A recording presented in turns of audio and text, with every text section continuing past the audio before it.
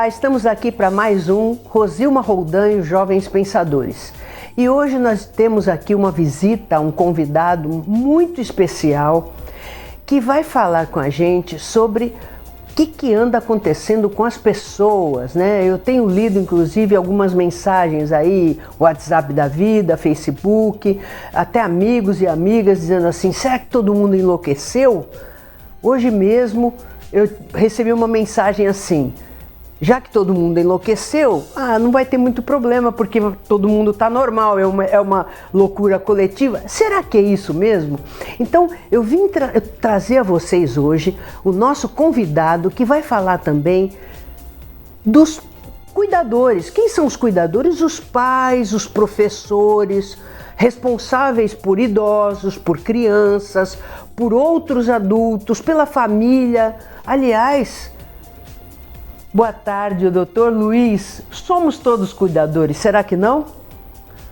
Boa tarde, Rosilma. Boa tarde a todos os telespectadores. E no lato sensu, quem nunca cuidou de algo? Seja cuidar de alguma coleção, cuidar de um animalzinho, cuidar dos familiares, cuidar para que a sua lição seja feita. Todos, em algum momento ou em múltiplos momentos, ocupamos a posição de cuidadores. E observe, se formos pensar mais profundamente, somos cuidadores em tempo integral, ou deveríamos, de nós mesmos. O papel de cuidador é um papel tão entrelaçado ao ser que muitas vezes não o visualizamos. Então existe a ideia do cuidador clichê, né? A ideia do cuidador, por exemplo, a pessoa que paga para cuidar de uma pessoa de idade, um doente. Ou então um filho que cuida de uma mãe. Mas em essência, todos somos cuidadores. Quando você olha para os dois lados antes de atravessar a rua, você está sendo um cuidador de si. No momento, claro, curto, pontual naquele instante. Mas aquilo faz parte do que é ser. Então todos somos, sim, cuidadores. Doutor Luiz, se apresenta para o nosso público. Eu sei que você é psicólogo clínico e está fazendo direito, o que é uma maravilha, porque a psicologia e o direito se complementam. Sim. E por que um psicólogo clínico, de repente, decidiu fazer direito? O psicólogo clínico, que é um bibliófilo, um apaixonado pela literatura, isso moveu ele me moveu dentro da própria psicologia. E vamos lá, primeiro, para compreender por que um psicólogo está fazendo direito. Há mais semelhanças entre psicologia e direito do que pode parecer. Os dois só existem porque existe a linguagem. Os dois são o topos, né? O terreno comum dos dois é o texto. Seja ele falado ou escrito. E eu sou um apaixonado pelo fenômeno humano. Eu sou apaixonado por ter contato com o ser humano. Já tentei, na adolescência, fazer um curso na área de informática, na parte de programação. Falei, não, pelo amor de Deus, eu quero gente. E conheci pela psicologia uma forma de lidar com o humano apaixonante, tanto que eu estou brincando disso há já 10 anos. E no direito eu vi a oportunidade de entender a engenharia social. Direito é engenharia social. Direito é uma outra forma de leitura da existência, não somente naquilo que a vida é, mas no seu dever ser. A psicologia também, trocando em miúdos, ela fala daquilo que gostaríamos do dever ser dentro de nós, das nossas incongruências, das nossas insatisfações, dos nossos receios e anseios. Então, tudo gira num olhar para o futuro. E aí não teve jeito, fui mais uma paixão, né, diante, a mesma paixão pela psicologia, hoje pelo direito. E também é uma tanto a psicologia como a filosofia, que nós estamos conversando antes de começar o programa, Sim. e o direito também, eles inoculam nas pessoas que gostam e que estudam aquela inquietação de não se ter certeza nunca. Sim. Eu acho que as três ciências, elas se abraçam nesse momento. Assim, vamos fazer o melhor possível no momento. E também estão sempre em evolução, todas as três, né? Tanto a filosofia, sim, quanto a sim. psicologia, quanto o direito. Sim. Porque, como você bem disse, as três tentam resolver da melhor forma, naquele momento, as angústias humanas. Cada uma com a sua leitura. E na medida em que você gosta tanto de gente, você já se sentiu puxado para poder resolver com uma nova visão, que é a visão do direito, né? Engraçado essa questão da angústia. Duas coisas que eu ouço muito no consultório. Primeiro, a angústia de não saber qual o sentido da vida. E aí eu pego uma frase do Contado Caligares que eu ouvi no início da faculdade de psicologia, aquilo me marcou muito, que é: antes de ter sentido, a vida precisa de ter sabor. Ser vivida. E aí eu puxo para uma brincadeira, afinal de contas o paladar não é um dos 5 sentidos, né? Então essa angústia de qual o sentido da vida é uma angústia eterna. Mas a grande proposta é como viver bem com a angústia e com o vazio. Com a solidão. Com a solidão. E a solidão, ainda há solidão? E a solidão, né, da pandemia? Bom, aí entra todos os grandes demônios. Nós sabemos, né? A gente tem lido, a gente tem acesso à informação.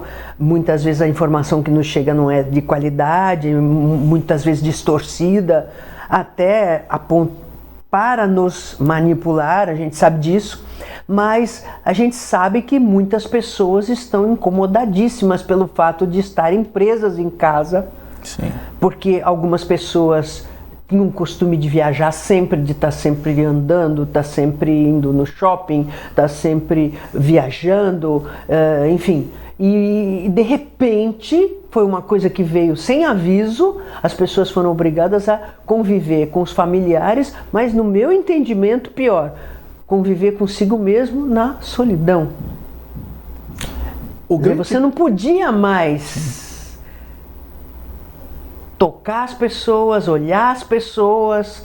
Tá certo que você tem a telinha, mas a telinha, até certo ponto, começa a dar uma aflição danada, né? Porque eu, por exemplo, uso muito, né? Até por conta do trabalho que a gente faz, que é trabalhar com gente, mas chega uma hora que eu não aguento mais olhar para isso de jeito nenhum. Não sei se é a luminosidade, não sei o que é.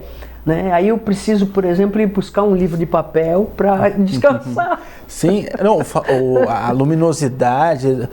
Veja, nossos olhos não foram feitos para ficar grudados num equipamento. Você sabe que já existe até óculos para essa luz azul. Sim, especializado para neutralizar. O filtro azul que para tentar neutralizar. Por exemplo, eu antes era muito renitente para comprar um leitor digital. Mas comprei, hoje estou viciado nele, porque ele não tem essa luz, a qualidade é como se fosse uma folha de papel. Mas o ponto é o seguinte: o problema não é a solidão. Porque, infelizmente, hoje não temos mais a experiência da solidão, aquilo que Zygmunt Bauman, um sociólogo polonês, falaria que é a solitude. Bauman, no livro 44 Cartas do Mundo Líquido, isso eu li muito tempo atrás, falava de um caso de uma garota que mandava por dia dezenas de milhares de mensagens de texto. E quando eu li isso, ainda não existia Telegram, WhatsApp, etc. Eu li aquilo e achei um absurdo. Falei, meu Deus, mano, como assim? Que coisa louca! E o Bauman falando do absurdo. Hoje somos essa menina. Somos. E o Bauman, ele fala uma coisa muito interessante. Ela está sozinha num quarto, mas ela manda mais de não sei quantas mensagens. Ela não está sozinha. Ou seja, ela não está consigo. Nós temos hoje, através do celular, e eu não estou demonizando nenhum tipo de tecnologia, pelo amor de Deus. Mas a partir do momento em que basta eu sentir uma ponta de tédio, eu pego o celular e começo a fazer esse movimento, e eu começo a somente focar aquilo que demonstra ser a vida do outro, nas redes sociais, ou em comunicações muitas vezes vazias, em grupos, etc., eu tenho aí um processo de dissolução de si. Nós dissolvemos a nossa identidade. Claro, ainda temos nódulos dela nas nossas selfies, nas nossas fotos que publicamos, nos videozinhos de TikTok Stories. Mas não temos hoje um momento em que, quando aparece a ponta do tédio, nós mergulhamos nele. É a grande diferença, por exemplo, do mundo do século XIX, e com isso eu não estou querendo que voltemos para lá. Mas você não tinha luz elétrica. Dava 18 horas, estava tudo escuro. E aí? Tinha a vela. Tinha a vela. Dava para ler, dava para fazer tricô. Tudo bem, mas você não tinha esse contatos pirotécnicos cheios de cores, estímulos. Tudo hoje é muito colorido, tudo hoje é repleto de estímulos. Hoje um vídeo para ter sucesso no YouTube, ele tem que ter pelo menos até 10 minutos no máximo. Não pode ser maior que isso, porque senão as pessoas não absorvem. Tudo muito iluminado, senão você não vê. Exato. Com esse excesso de estímulos que nós estamos tendo hoje, nós não experimentamos a reflexão. E isso acontece desde o ambiente acadêmico. A partir do momento em que, eu não vou ler um livro da matéria, eu pego um vídeo no YouTube que alguém está explicando em 5 minutos. Normalmente fadado ao fracasso na hora de alguma avaliação. Mas a partir do momento que eu não possuo uma reflexão, nem no campo acadêmico, nem no campo artístico, porque as músicas hoje, note, o grande sucesso até agora, nos últimos meses, é a tal de Batom de Cereja. Aliás, eu fiz uma análise da música e não entendi ela até agora. Eu bebo e você beija, então eu estou sendo traído, não sei, mas aí é outra história. Mas músicas que dissolvem com o tempo. E ao mesmo tempo nós temos hoje algoritmos que comandam aquilo que nós queremos ou não assistir. O Netflix hoje tem séries feitas através de algoritmo, o que é uma série que vai dar sucesso. Ou seja, você não cria mais, você repete o padrão. Exato. Nós nos massificamos naquilo que vemos em uma tela. Isso é extremamente complicado, porque a internet é uma coisa fabulosa, porque ela conseguiu vencer 2 barreiras, tempo e espaço. Tempo e espaço. Hoje nós podemos falar com pessoas de qualquer lugar do mundo a qualquer instante. Contudo, isso é a parte boa. Maravilhoso. Eu tenho acesso a qualquer informação que eu queira. Só que o defeito não está no instrumento, está no agente. O que acontece, essa instantaneidade do processo, da técnica, e Heidegger, um filósofo alemão do século XX, ele fala do problema da técnica, que, chega um momento que a gente serve a técnica. A técnica não serve mais ao trabalho, o homem fica escravo da técnica. Sim. E esse meio instantâneo, o que está fazendo conosco? Queremos que tudo seja instantâneo. Tudo seja no agora. Conhecimento é construção. Conhecimento de si, então, é uma construção que só é perfeita, ou seja, só é terminada com a morte. Exatamente. E tudo o que você queira conseguir fora do medíocre, e o que é o medíocre? E a gente se reporta ao Homem Medíocre de José Ingenieros, um filósofo... Maravilhoso essa obra, maravilhoso. Talvez hoje pouca gente conheça, e que ele dizia o que é o medíocre. O medíocre é aquele... O homem mediano. Mediano. Quer dizer, se você quiser ser mediano, então o que você vai fazer? Repetir o padrão. Se você quiser criar, aliás, esse programa de televisão que a gente tem desde 2013, o objetivo é esse, estimular as pessoas, e a gente traz tanto jovens para falar os seus próprios pensamentos, como também pessoas como você, que são peritos no que fazem, no seu campo de atuação, para trazer informação válida e de qualidade, porque hoje nós não sabemos mais o que é verdade e o que é mentira. Nós vamos fazer um rápido intervalo, não saia daí, porque o Dr. Luiz tem muito mais a acrescentar aí para provocar você que está aí assistindo a gente. Voltamos já.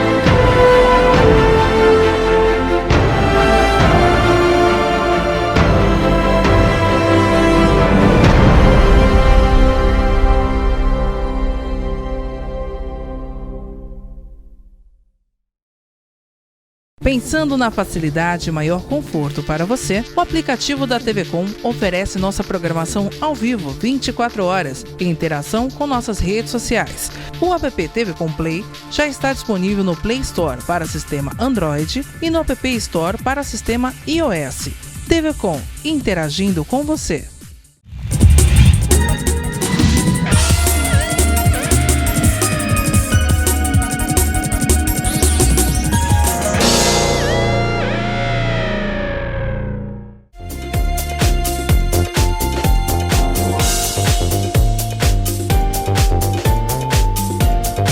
Voltamos e vamos continuar aí instigando você a criar pensamento próprio, que é por isso que existe o programa Jovens Pensadores. Lembrando que jovens não é de idade, nem não necessariamente, mas sim aquele que está sempre inquieto, aquele que está sempre buscando uma nova maneira de ver as coisas. Dr. Luiz. Você sabe que estávamos falando agora até sobre Hossein Reineiros, e ele fala que ao jovem não cabe ser medíocre. No fundo, isso me gerou uma inquietação e uma pergunta constante, que é: qual o primeiro passo para não ser medíocre? E eu cheguei a uma conclusão óbvia: é reconhecer a própria mediocridade. Porque ele no livro dele ele contrapõe o medíocre com o idealista, né? Exato, exatamente. E hoje a gente tem a própria ideia do medíocre. Medíocre é aquele que está na média. Mas hoje nós temos um não reconhecimento da própria mediocridade, que também faz com que sejamos escravos de uma imagem que criamos para os outros. Quando nós falamos de cuidar do cuidador, cuidar de si, nós temos um primeiro momento que é o momento de reconhecer quem é esse si. Quem é esse cuidador? Quem é essa criatura? Porque, olha, hoje nós estamos sendo bombardeados. De repente, todos ficamos em casa, todos acabamos utilizando desta estrovenga chamada de home office, no qual a pessoa já não tem mais a diferenciação entre ambiente privado e ambiente de trabalho. Vejo pessoas respondendo o WhatsApp de trabalho agora aos domingos, ou seja, é uma excelente forma de exploração. Eu quero ver o direito do trabalho nos próximos 5 anos, o que vai acontecer nesse sentido. Você vai vir aqui para a gente conversar só sobre isso. Vai ser o trabalhador que no fundo não deixou de ser escravo. Joaquim Nabuco, no livro Minha Formação, Joaquim Nabuco era um liberal do século XIX, ele fala que a escravidão seria um traço marcante do Brasil ao longo de muito tempo, e ainda é. E você vê que agora, o pouco que a gente conseguiu de direito trabalhista... Não, hoje nós criamos a figura do precarizado. Ah, mas você é empreendedor de si mesmo. Poético nome para escravo. Eu estava lendo essa semana sobre as queixas dos meninos aí de aplicativos. Sim, esses entregadores de aplicativo, ou os próprios motoristas também de aplicativo, a quantidade de tempo que eles trabalham para conseguir... não é nem o mínimo para sobreviver, é absurdo. Sim. Mas você pega esse é um cenário que é mais óbvio. Não tem dinheiro nem para comprar moto, Exato. Nada disso, é bicicleta. Eu li uma vez uma entrevista triste. O cara fala, eu tô levando a comida que eu nunca vou comer. Isso é de uma perversidade social assustadora. Mas quando a gente pega esses casos, eles são...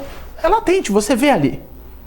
Agora, vamos pegar o caso do home office, que parece que está tudo bem, está tudo confortável. Claro, diante desse absurdo está mesmo.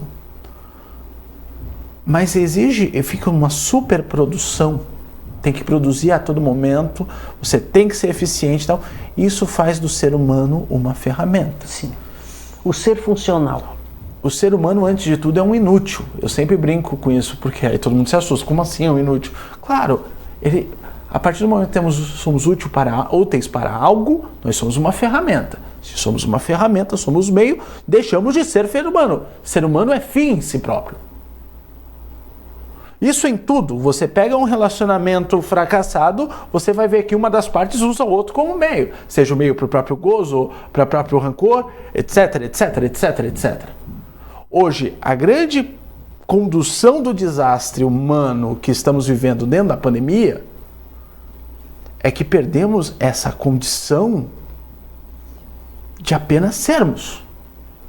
Tenho que produzir a qualquer momento. Essas pessoas que vivem de mídia digital, não, eu tenho que produzir por YouTube todo dia, eu tenho que produzir para tal rede todo dia, porque senão cai o algoritmo. E aí eu sempre gosto da pergunta, tá? Para quê? Ou melhor, por quê?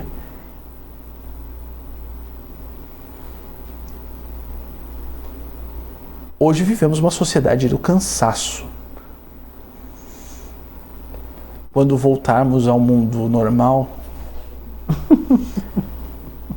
repare, sempre há o bom papo do nossa, tô tão cansado.